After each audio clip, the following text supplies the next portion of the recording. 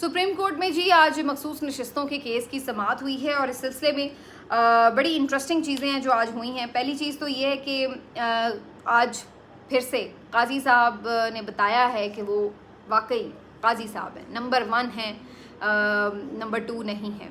मैं किसकी बात कर रही हूँ आपको पता है, जस्टिस मुनीर जो हैं वो पीछे रह गए हैं। तो काजी साहब जो हैं वो आज फिर से बज़ाहिर इलेक्शन कमीशन वगैरह को, बाकी पार्टीज़ को लगता है कि कोई ज़रूरत नहीं है कि वकील करें। काजी साहब मुसलसल पाकिस्तान तहरीक इंसाफ के वकला को रोकते हैं, टोकते हैं, उनको दलील कोई देने नहीं देते, मुकम्मल नहीं करने देते, बात का रुख किसी और तरफ मोड़ देते हैं, उनका लहजा बदल जाता है, उनके लहजे में एक गुस्सा, चिड़चिड़ाहट सी महसूस होती है बाकायदा जैसे ही पीटीआई का वकील सामने आता है। तो एक बहुत ही तासुब उनके लहजे से नज़र आता है और बहुत ही अजीब उनके रिमार्क्स होते हैं जिनसे अफसोस होता है, बाकायदा अफसोस होता है। मुझे नहीं समझ में आता कि पाकिस्तान तहरीक इंसाफ क्यों उनके बैठने के ऊपर एतराज़ नहीं कर रही। और मेरा ख्याल है आज की समाअत के बाद जो उनके बहुत सीनियर वकील हैं, जो इससे पहले इस बात के हामी थे कि सुप्रीम कोर्ट में बेशक वो बैठ के सुन भी रहे हैं केस तो कोई प्रॉब्लम नहीं है, मेरा ख्याल है आज वो भी ये मानने पर मजबूर हो गए होंगे कि वाकई काजी साहब पर अदम एतमाद करना चाहिए। बहरहाल आज के केस में क्या कुछ हुआ, मैं 2-3 बातें बता दूं। एक तो जनाब जब केस शुरू हुआ तो फैसल सिद्दीकी साहब ने अपने दलाइल का आगाज़ किया। तो एक मौके के ऊपर जब बात हुई कि जनाब असल मसला तो ये है कि जो बल्ले के निशान का फ़ैसला था उसको इलेक्शन कमीशन ने सही तौर पर समझा ही नहीं, उसने उसकी सही तशरीह नहीं की और उसकी वजह से उसने पीटीआई को कुछ स्टेप्स लेने पर मजबूर कर दिया जो कि उसको लेने की ज़रूरत ही नहीं थी। मिसाल के तौर पर बल्ले का निशान गया था, पार्टी अपनी जगह मौजूद थी, तो आपने उम्मीदवारों को मुख्तलिफ निशान ज़रूर दे दिए, लेकिन थे तो वो पीटीआई के ही उम्मीदवार, तो उन्हें कोई और पार्टी ज्वाइन करने की ज़रूरत ही नहीं थी। तो इसके ऊपर आज ये बात जब मुख्तलिफ जज साहिबान की तरफ से आ रही थी तो मैं ये सोच रही थी कि सलमान अकरम राजा साहब की जो पिटिशन थी वो इसी बारे में तो थी। वो लाहौर हाई कोर्ट भी इसलिए गए थे कि जब उन्होंने अपने कागजात नामजदगी में पाकिस्तान तहरीक इंसाफ से वाबस्तगी ज़ाहिर की तो इलेक्शन कमीशन ने उनको ये ऑब्जेक्ट किया कि आप एक आज़ाद उम्मीदवार हैं, उन्हें आज़ाद उम्मीदवार डिक्लेयर किया। तो उन्होंने लाहौर हाई कोर्ट से ये इस्तदा की कि मैं आज़ाद नहीं हूँ, मैं पाकिस्तान तहरीक इंसाफ से हूँ। आपने निशान ले लिया, ले ले, आपने जो भी निशान दे दिया ओके, लेकिन उससे मेरी मेंबरशिप कैसे ख़त्म हो गई। लेकिन लाहौर हाई कोर्ट ने इसके ऊपर कोई वाजे उन्हें डायरेक्शंस नहीं दी, बल्कि उल्टा मामला दोबारा इलेक्शन कमीशन की तरफ भेज दिया और इलेक्शन कमीशन ने इसके ऊपर फैसला नहीं किया, जिसकी वजह से पाकिस्तान तहरीक इंसाफ के सलमान अकरम राजा और उन समेत तमाम जो सैकड़ों उम्मीदवार थे उनको आज़ाद ही रखा गया, हालांकि वो पाकिस्तान तहरीक इंसाफ से बिलोंग करते थे। फिर उन्होंने नज़रियाती से कोशिश की तो नज़रियाती वाले जो साहब हैं वो कहीं एकदम लापता हुए और उसके बाद फिर वो एकदम प्रेस कॉन्फ्रेंस करते हुए नमूदार हुए और उसके बाद उन्होंने कहा जी कोई ताल्लुक़ ही नहीं मेरा तो पीटीआई वालों से, तो फिर उनसे वो मामला भी छीन लिया गया। अल्टीमेटली वो सब आज़ाद के तौर पर ही लड़े। बाद में जब ये मौका आया कि अब उनको किसी पार्टी में शामिल होना है ताकि उन्हें मखसूस नशिस्तें मिल सकें, और ये शामिल होना ज़रूरी भी सिर्फ इसलिए था कि मखसूस नशिस्तें मिल सकें, तो उस वक्त 2-3 ऑप्शंस थे। एक ऑप्शन ये भी था कि पीटीआई में ही शामिल हो जाया जाता, लेकिन उस वक्त ये खबरें आ रही थी कि पीटीआई को बैन कर दिया जाएगा। तो पीटीआई के लोगों ने ये सोचा कि अगर कल को ये फिर बैन करने की तरफ जाएं तो फिर हम सब आज़ादी बैठे होंगे या हमारे लिए कोई नई प्रॉब्लम होगी, मखसूस नशिस्तें वगैरह हमें फिर भी नहीं मिलेंगी, तो हमें क्या मिलेगा। तो इसलिए उन्होंने सोचा कि मजलिस वहादतुल मुस्लिमीन या सुन्नी इत्तेहाद काउंसिल में से किसी एक में हम शरीक हो जाते हैं, जो कि उनकी एलाइड जमायतें थीं। इत्तेहादुल मुस्लिमीन के हवाले से कुछ सेक्टेरियन इश्यूज़ आए तो उन्होंने फिर फाइनली सुन्नी इत्तेहाद काउंसिल में शामिल होने का फ़ैसला किया और सब उसमें शामिल हो गए। अब आज अदालत में ये सवाल उठाए जा रहे हैं कि जी आप सब सुन्नी इत्तेहाद काउंसिल में क्यों शामिल हुए। भाई आपको नहीं पता कि वो क्यों शामिल हुए, सबको पता है कि वो क्यों शामिल हुए। फिर उनसे पूछा जाता है आप पीटीआई में शामिल क्यों नहीं हुए। वो कह रहे हैं कि यार उस वक्त हालात ही ऐसे थे, हम कोई भी स्टेप ले रहे थे तो वो स्टेप गले ही पड़ रहा था, उल्टा ही पड़ रहा था। अगर पीटीआई में शामिल होते तो कोई और बहाना बना लिया जाता कि जनाब आप तो एक जो उस पर रहे ही नहीं। फिर कहा गया कि जी उसके ऊपर आप चैम्बर में क्यों नहीं आए अगर वो आपकी गलत इंटरप्रिटेशन कर रहा था। उन्होंने कहा अब हम आ जाते हैं, ये कौन सी बात है। लेकिन अतर मिनल्ला साहब ने जो इसमें बात की है वो सारे मसले का निचोड़ है। उन्होंने कहा है कि अगर इलेक्शन कमीशन ऑफ पाकिस्तान ने बल्ले के निशान के हवाले से फ़ैसले की गलत तशरीह की है तो क्या उसकी सज़ा अवाम को मिलेगी, जमहूरियत को मिलेगी, पार्टी को मिलेगी। भाई अगर उसने एक गलत तशरीह की है तो उसको सही हो जाना चाहिए। और ये बड़ी ही लॉजिकल बात है कि जब आपने एक फ़ैसला दिया, इलेक्शन कमीशन ऑफ पाकिस्तान ने, अगरचे मुझे पूरा यकीन है कि पूरी बदनीयती के साथ उसकी गलत तशरीह की, लेकिन चलिए अगर हम उसको मार्जिन ऑफ डाउट भी दे दें कि जी उसने अपने तौर पर उसकी ये तशरीह की, तो उस सूरत में भी अब भी ये जिम्मेदारी सुप्रीम कोर्ट की है कि वो अपने इस फैसले की सही तशरीह करे और इलेक्शन कमीशन से बाज़पुर्स करे कि भैया आपने अपने तौर पर ये कैसे सोच लिया कि पीटीआई बहैसियत जमात ही ख़त्म हो गई है और उनके रुकन उनकी वाबस्तगी कागजात नामजदगी में भी शामिल नहीं कर सकते, क्यों नहीं कर सकते थे? तो होना ये चाहिए कि इलेक्शन कमीशन को आप कटहरे में खड़ा करें, उल्टा आप पीटीआई को कटहरे में खड़ा कर रहे हैं बार बार।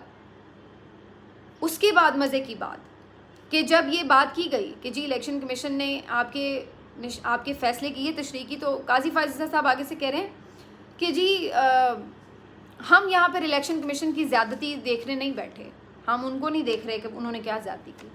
तो जब आपने ज़्यादती ही नहीं किसी की देखनी तो फिर आप करने क्या बैठे? ये सुप्रीम कोर्ट का काम है कि ज़्यादती हो रही है या हुई है तो उसको आपने ठीक करना है। आप इंसाफ ही करने बैठे हैं ना। ये कैसे आप कह सकते हैं कि अगर इलेक्शन कमीशन ने ज़्यादती की है तो वो कर दी है जी, हम उसकी ज़्यादती का क्या करें? ये हमारे सामने मामला ही नहीं है, ये आपके मामले से जुड़ा हुआ मामला है।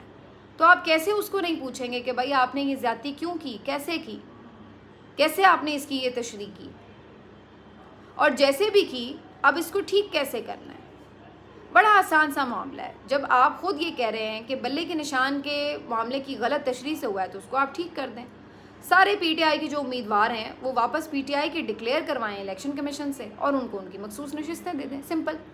लेकिन अगर आप ये करना चाहें तो, अगर आप ना करना चाहें तो फिर आप क्या करते हैं? फिर आप वो करते हैं जो आज हम अदालत में देख रहे थे कि किस तारीख को जाती हैं नशिस्तें, किस तारीख को नहीं जाती, स्क्रूटनी का क्या मतलब है, इलेक्शन लड़ा है या नहीं लड़ा है, पीटीआई में क्यों गए, उसमें क्यों नहीं गए। फिर आप टेक्निकलिटीज़ में उलझते हैं, फिर आप वकीलों की गलतियाँ निकालते हैं, फिर आप सियासी हिकमत अमली, उसमें 100 होंगी, मैं नहीं कह रही कि सारी सही होंगी, किए होंगे गलत फैसले, लेकिन ये तो सबको नज़र आ रहा है कि ये बंदे पीटीआई के बंदे हैं। पीटीआई एक सियासी जमात है, सियासी जमात को मखसूस नशिस्तें मिलती हैं, ये तो सबको नज़र आ रहा है। आप इसकी बुनियाद के ऊपर फ़ैसला करें। लेकिन यहाँ पर जब आप ये फ़ैसला नहीं करना चाहते तो फिर आप घुसते हैं टेक्निकलिटीज़ में, जैसे आपने बल्ले का निशान छीना टेक्निकल ग्राउंड्स पर, वैसे ही आप यहाँ पे टेक्निकल रीजंस ढूंढ रहे हैं कि इन्हें इनकी नशिस्तें ना मिलें। तो यही आज सारी बातें, और फिर ऊपर से एहसान जता रहे हैं कि जी हम ने तो इलेक्शन टाइम पे करवा दिए, वरना तो पीटीआई तो लाहौर हाई कोर्ट चली गई थी कि इलेक्शंस को डिले कराने के लिए। अब इतने बड़े ओहदे पर आप बैठे हुए हैं और गलत बयानी आप कर रहे हैं, ये बहुत ही अफसोस की बात है। पीटीआई इलेक्शन डिले कराने की दरख्वास्त लेकर लाहौर हाई कोर्ट नहीं गई थी, वो आरओज़ के हवाले से एक दरख्वास्त लेकर गई थी कि जो मौजूदा आरओज़ हैं उन्होंने 5000 आज फिगर्स आए हैं, 5000 एमपीओज़ के ऑर्डर्स जारी किए हैं। ये आरओज़ जो इंतज़ामिया से हैं ये बिल्कुल पीटीआई के ख़िलाफ़ एक तासुब और बाकायदा दुश्मनी पर उतरे हुए हैं, तो अदलिया से आरओज़ लिए जाएं, ये उनकी रिक्वेस्ट थी। इसको आपने नाम ले लिया, नाम दे दिया कि जी पीटीआई तो डिले कराने गई है। और आप जिस बात का क्रेडिट ले रहे हैं काजी साहब कि मैंने इलेक्शन करा दिए, वो किस पिटीशन पे आपने इलेक्शन कराए थे? वो हुक्म जो आपने सादिर किया था कि इलेक्शन होने हैं, वो किस पिटीशन पे आपने सादिर किया था? वो पीटीआई की पिटीशन थी। पीटीआई गई थी आपके पास कि भाई इलेक्शन नहीं करा रहे ये लोग, मुसलसल डिले करा रहे हैं। तो एक तरफ आप कह रहे हैं कि पीटीआई डिले कराना चाहती थी, दूसरी तरफ आप जिस पिटीशन पर ख़ुद फैसला कर रहे हैं कि इलेक्शन होने हैं फरवरी में, वो तो पीटीआई ने दायर की थी, वो तो करवाना चाहती थी तो आपके पास दरख्वास्त लेकर आई थी। एक ही सांस में दो मुतज़ाद बातें।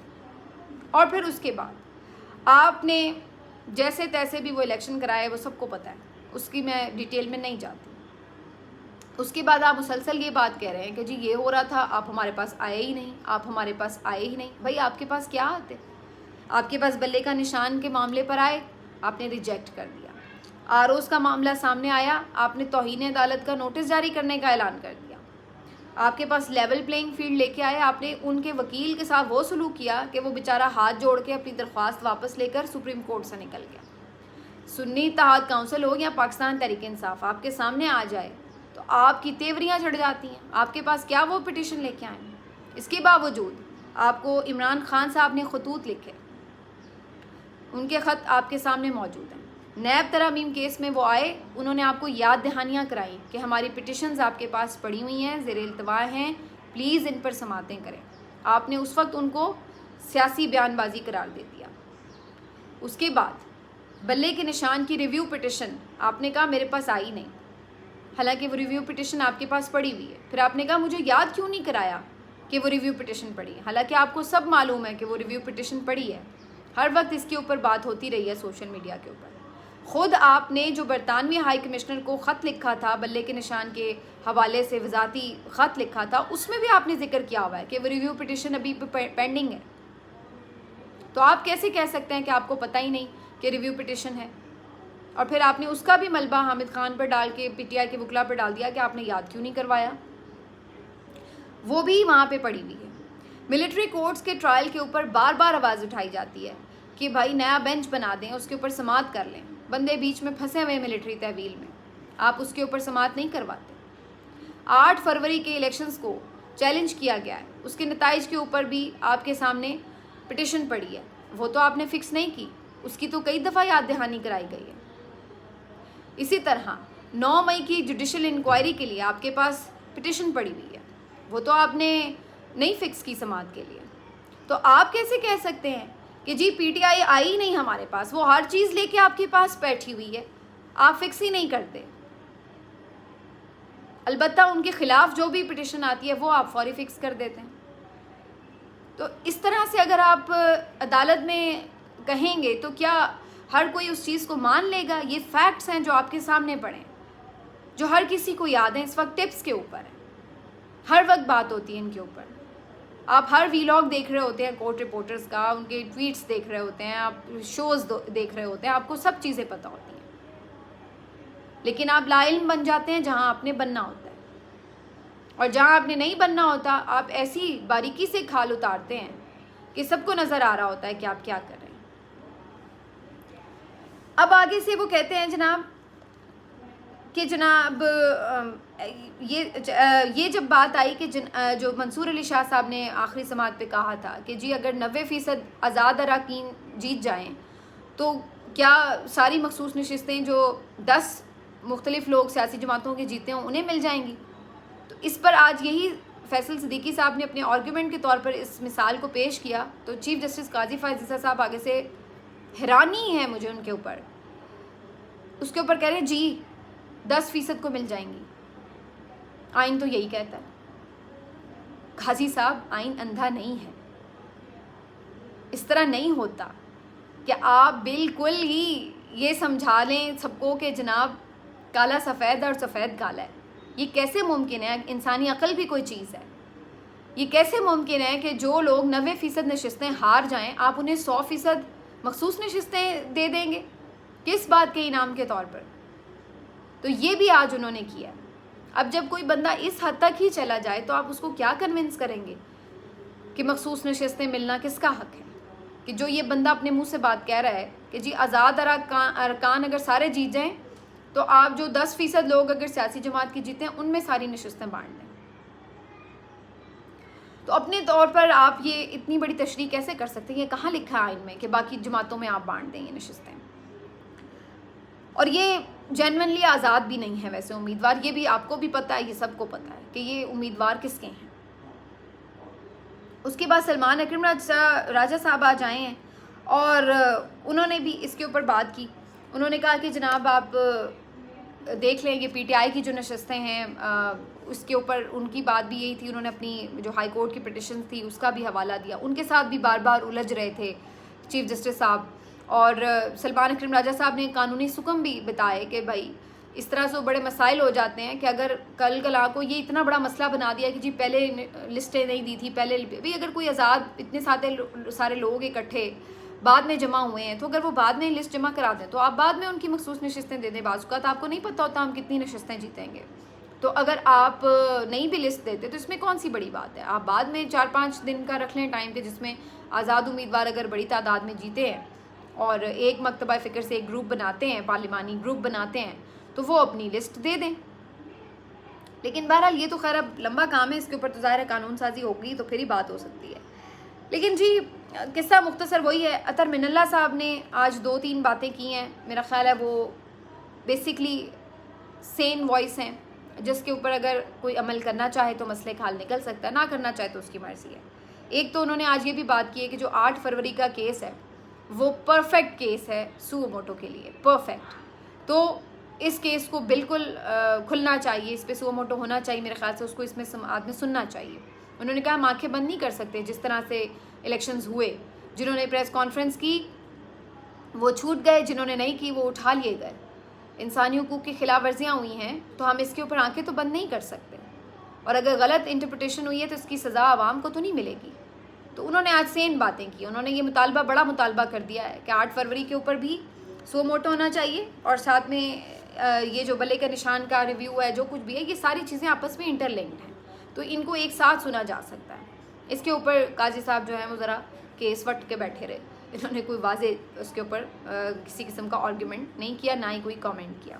बहरहाल अभी इस केस में काफ़ी कुछ है, मज़ा जब आएगा जब इलेक्शन कमीशन के वकील सामने आएंगे, जब उनसे पूछा जाएगा कि भाई आप क्या कहते हैं। लेकिन इस केस में बज़ाहिर ये लग रहा है कि कोशिश पूरी है कि PTI को तो ये नशस्तें ना मिलें। अब देखना ये है कि क्या ये नशस्तें खाली छोड़ी जाएंगी या ये नशस्तें वाक़तन बांटी जाएंगी, या फिर इसका कोई जज साहब इस तरह के भी होंगे जो मेजॉरिटी में PTI के हक़ में दें। तो अभी ये काफ़ी क्लोज़ है।